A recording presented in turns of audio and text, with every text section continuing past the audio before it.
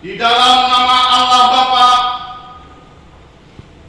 dan di dalam nama anaknya Tuhan Yesus Kristus dan di dalam nama Roh Kudus Khalik langit dan bumi. Amin. Marilah kita sama-sama mengucapkan doa kita. Ya Tuhan Allah, berkatilah kami dan silakan barokahmu bagi kami yang bersedia tempat ini. Amin. Kita angkat pujian dari DN nomor 243 ayat 1 sampai 2.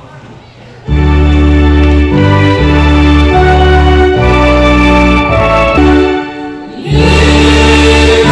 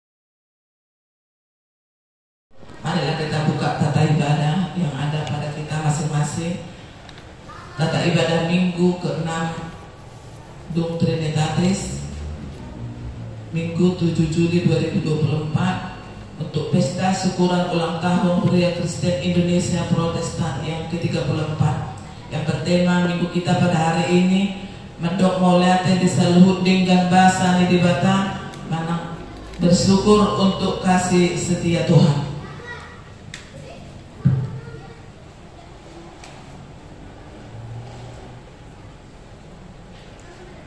Selanjutnya di jadwal ibadah kategorial dan latihan kor atau vokal di gereja dan evangelisasi Perkamiangan telah tertera. Yang selanjutnya statistik kehadiran jemaat pada minggu lalu 18 orang, kehadiran anak sekolah minggu 10 orang. Titik atau pengumuman yang pertama ibadah minggu dengan mengucap syukur kepada Tuhan dihimbau kepada semua agar semakin rajin beribadah di gereja serta mengikuti ibadah kategorial. Ibadah masuk pukul 10.30 dilayani oleh pendeta, pikar pendeta, pimpinan dan unsur pimpinan majelis jemaat HKIP Penerangan. Kedua, sarana dan prasarana pelayanan HKIP Penerangan. Pimpinan majelis jemaat HKIP Penerangan menyampaikan terima kasih banyak terhadap seluruh jemaat dan simpatisan yang bisa tetap hadir beribadah dan yang dapat berbagi tanda syukur melalui persembahan bulanan dan ucapan syukur atau janji iman. Doa kita, Tuhan semakin memberkati kita semua dengan seluruh yang kita kerjakan sesuai dengan kehendak Tuhan. Ketiga, tempat ibadah. Sebagaimana yang sudah kita ketahui, tempat kita beribadah ini atau tanah telah kita laporkan bahwa tanah ini milik HKI atau sertifikat tanah sudah di kantor pusat sesuai informasi. Tetapi kita masih beribadah di tempat ini menunggu kita mendapatkan tanah untuk tempat berdirinya gereja kita HKIP Penerangan. Keempat, surat masuk dari pimpinan pusat HKIP. pimpinan pusat HKIP atau Huria Kristen Indonesia Protestan.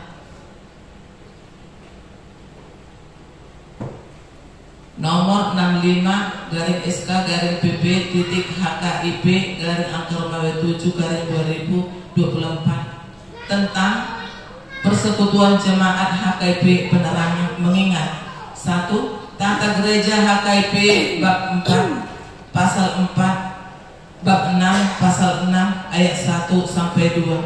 2. Peraturan Rumah Tangga HKIP bab 3 pasal 13 ayat 1 sampai 2 membaca surat pernyataan menjadi jemaat HKIP dari 24 kakak yang menyatakan diri sebagai HKIP Penerangan Jambi menimbang. Pertama, telah terlaksana ibadah pertama oleh jemaat yang menyatakan diri sebagai HKIP Penerangan Jambi pada tanggal 9 Mei 2024. 2. Perlunya satu keputusan tentang berdirinya Persekutuan HKIP Penerangan Jambi memutuskan menetapkan pertama, terhitung tanggal surat ini dikeluarkan, jemaat HKIP di Penerangan Kenali Besar Kecamatan terhitung tanggal surat ini dikeluarkan, jemaat HKIP di Penerangan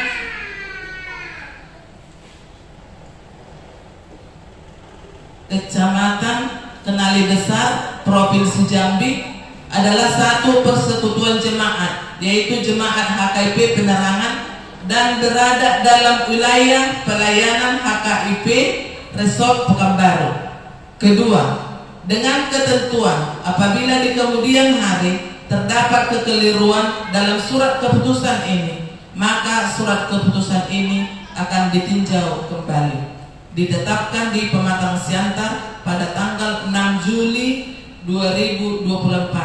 Pimpinan Pusat HKIP Bishop Bapak Pendeta Lindu Tambunan STH MM, Sekjen Inang Pendeta Tarida Siregar STH.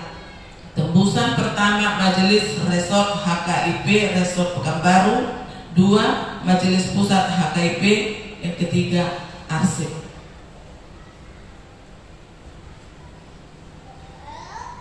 Kelima, HUT HKIP ke-34.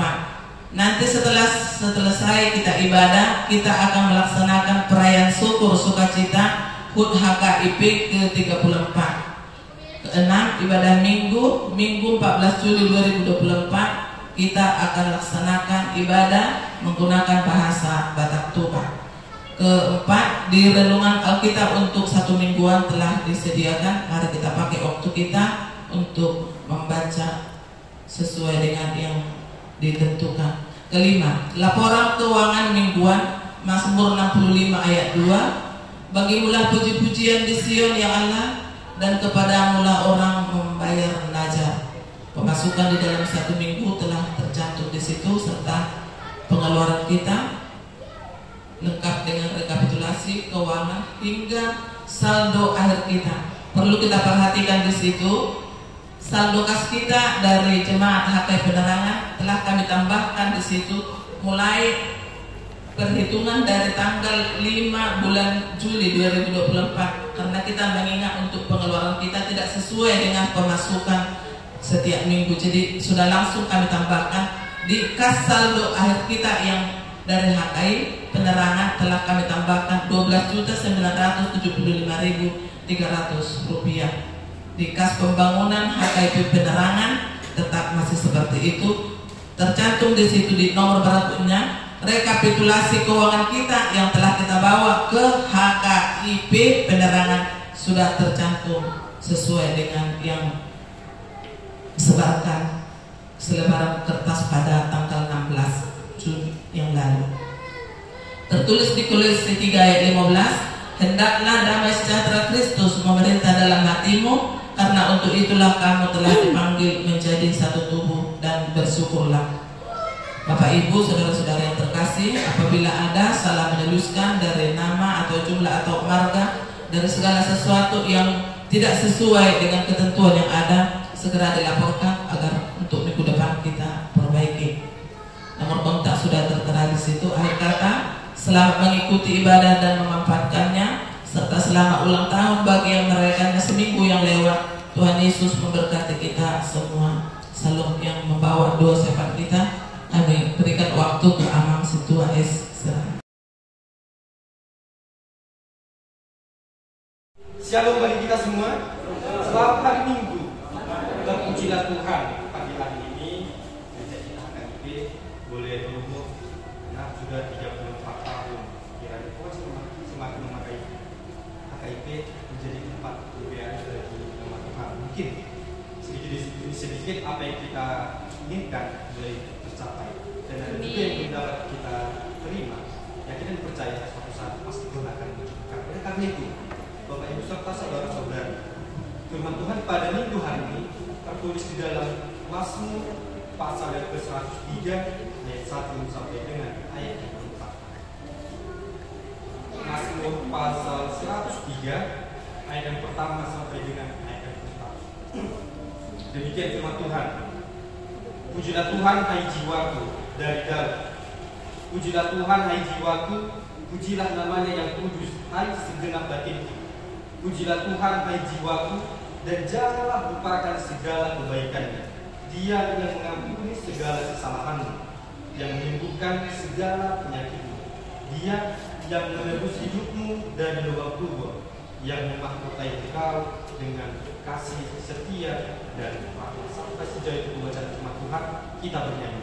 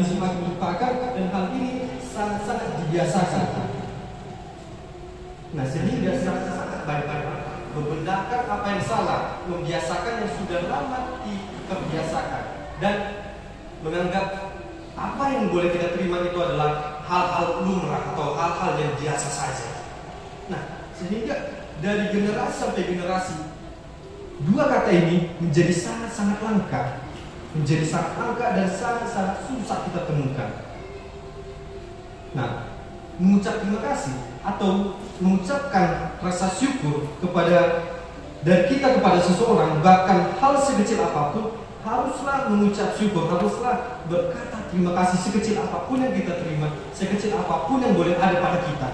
Nah, tetapi ada satu hal yang harus dan benar-benar kita ungkapkan rasa syukur kita.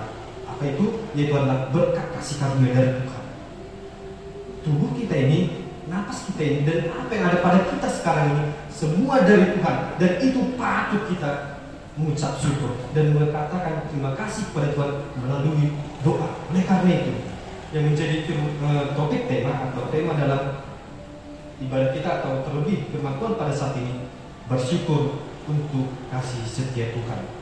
Bersyukur untuk kasih setia Tuhan. Kita yang dikasihi, kitab Mazmur ini merupakan salah satu kitab syair yang dituliskan oleh beberapa orang, tetapi di dalam pasal yang 103 ini terkhusus dituliskan oleh Raja Daud. Dituliskan oleh Raja Daud. Mungkin kita sudah mengetahui bagaimana kisah-kisah daripada Raja Daud. Dan dalam Mazmur 103 juga Daud merasa sungguh luar biasa penyertaan Tuhan, sungguh luar biasa lawatan Tuhan di dalam kehidupan Raja Daud. Ketika dia mengalami kehidupan yang terpuruk sekalipun, dia mengingat Tuhan. Ketika Raja Daud merasakan sukacita yang luar biasa pun, dia mengingat Tuhan. Nah, bahkan ketika Daud yang adalah seorang gembala, kalau bagi bangsa Israel gembala merupakan salah satu pekerjaan yang terendah. Tetapi Tuhan memakai seorang gembala tersebut menjadi raja yang besar bagi bangsa Israel, menjadi orang yang terpandang bagi bangsa Israel. Tuhan mengangkat Daud menjadi raja. Dan yang kedua, karena kasih setia Tuhan, Daud yang kecil mampu mengalahkan Goliat. Dan yang ketiga, Tuhan menyelamatkan Daud dan memenangkan Daud dari segala perang yang boleh dia dapatkan. Sehingga oleh karena itu, ketika perang tersebut dapat dimenangkan, nama Daud semakin lama semakin berkembang dan semakin besar. Sehingga dia merasakan sungguh luar biasa kasih penyertaan Tuhan. Sehingga dia merasakan mengungkapkan rasa syukurnya melalui ucapan-ucapan syukur dan menuliskan beberapa kata-kata syair di dalam Mazmur 103 ini dan Mazmur lain-lainnya. Nah, Daud mengungkapkan rasa syukurnya melalui doa, melalui segala sesuatu yang dapat ia bantu terhadap orang-orang sekitarnya. Sehingga melalui rasa syukur tersebut, dia mengatakan di dalam ayat yang pertama, pujilah Tuhan hai jiwaku, pujilah namanya yang kudus hai segenap batinku. Pujilah Tuhan hai jiwaku, pujilah namanya hai segenap batinku. Artinya tubuh raga jasmaninya dan jiwa rohaninya sekalipun dia pergunakan untuk memuji nama Tuhan. Memang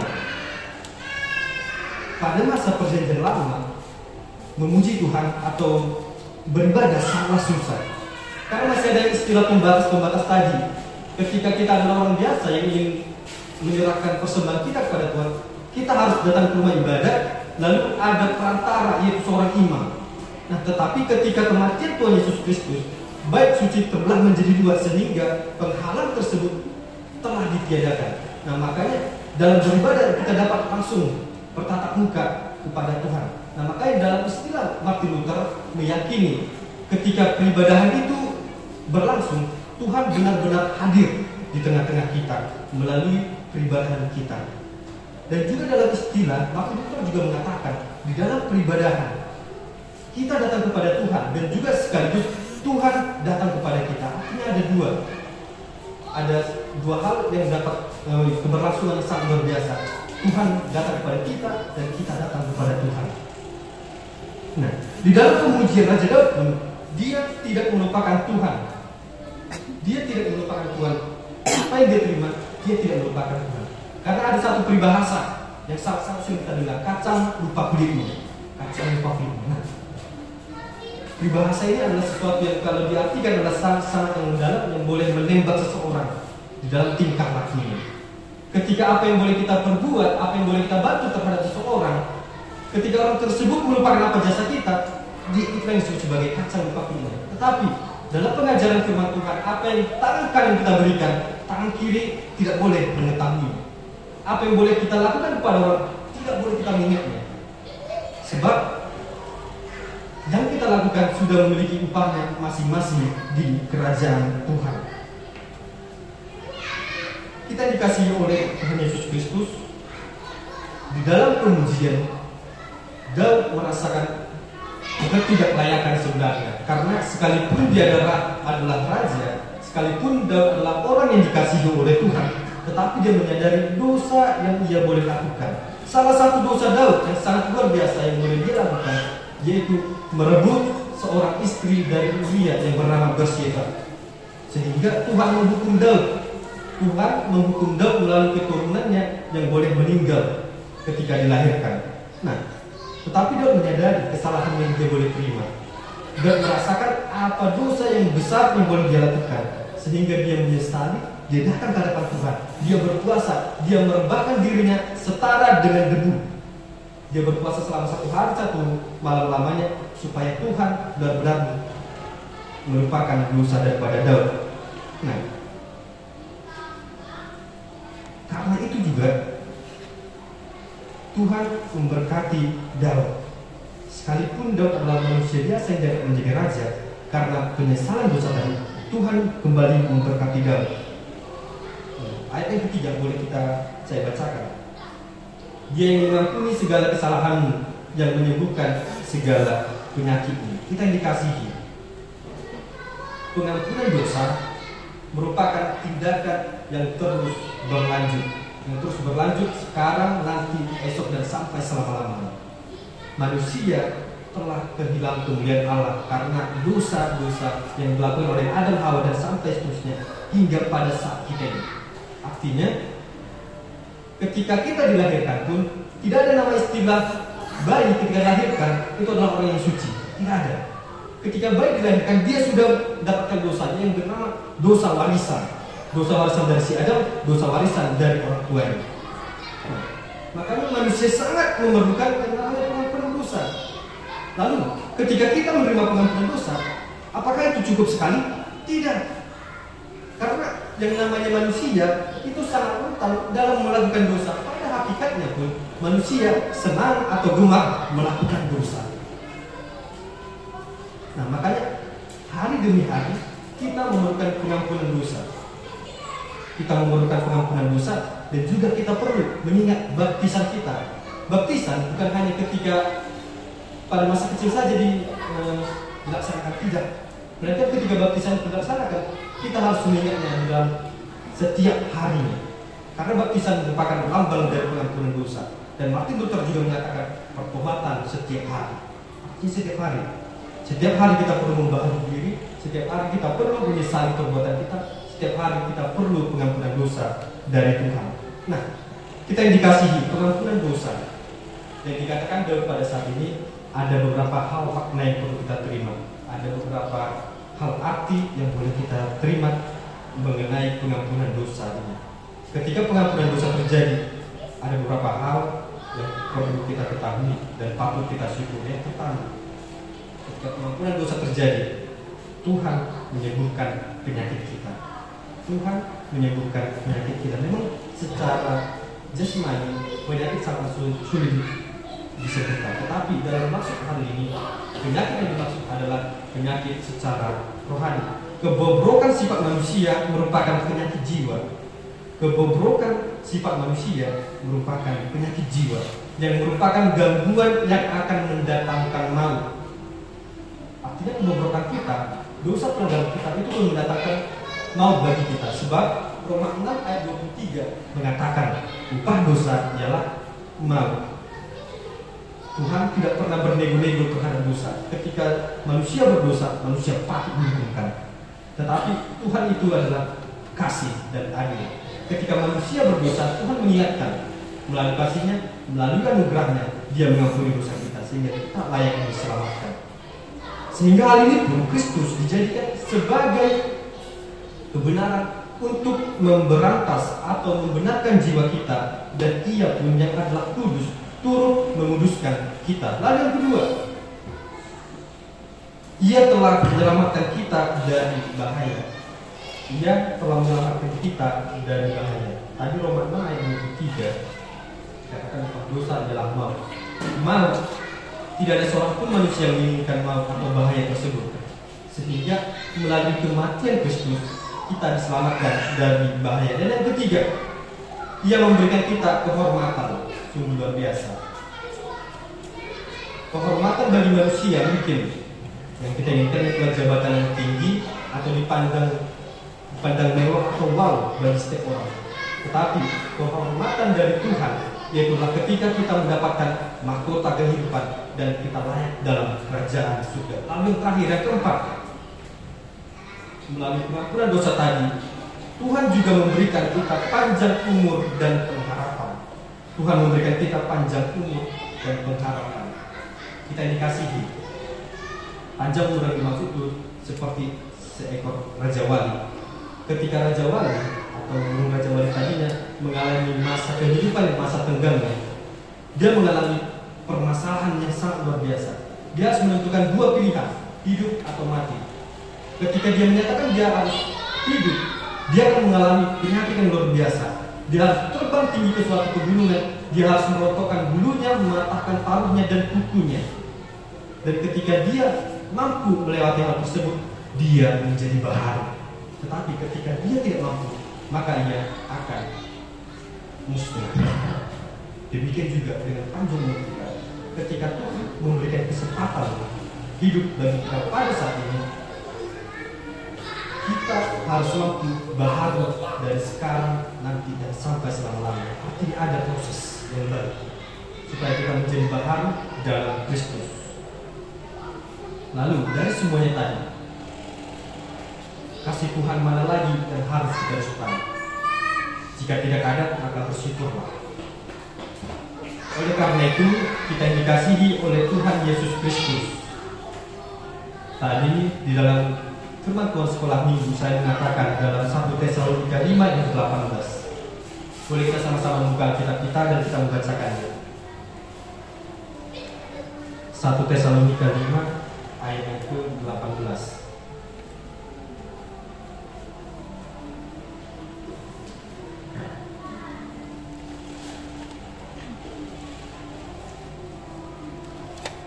Tesalonika 5 ayat ke-18, kita membacakannya secara bersama-sama. Dua-dua, ya. Mengucap syukurlah dalam segala hal, sebab itulah yang dikehendaki Allah di dalam Kristus Yesus bagi kami. Di dalam perbuatan yang tadi saya mengatakan, tubuh kita ini, napas kita ini, bagian tubuh yang dapat kita boleh terima, pekerjaan, pendidikan, sekolah, dan apa yang pada saat ini semuanya dari Tuhan. Sekecil apapun yang boleh kita terima dari Tuhan, hal semuanya itu patut kita mengucap syukur. Memang apa yang kita punya pada saat ini tidak melebihi orang lain punya. Kebahagiaan yang kita punya saat ini tidak melebihi kebahagiaan orang lain. Tetapi ketika semuanya itu ada pada kita, satu kata yang perlu kita ingat, mengucap syukurlah. Melalui apa? Melalui doa kita kepada Tuhan. Kiranya melalui firman Tuhan pada saat ini, hendaklah damai sejahtera Kristus memerintah di dalam hati kita. Dan juga melalui persekutuan kita ini, kita dipanggil untuk menjadi satu tubuh di dalam Kristus. Dan oleh karena itu, bersyukurlah. Kita bernyanyi.